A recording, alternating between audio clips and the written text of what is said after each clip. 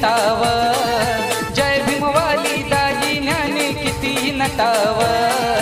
दोन मणी एक अशोक चक्र गळ्यात असाव, दोन मणी एक अशोक चक्र गळ्यात असाव.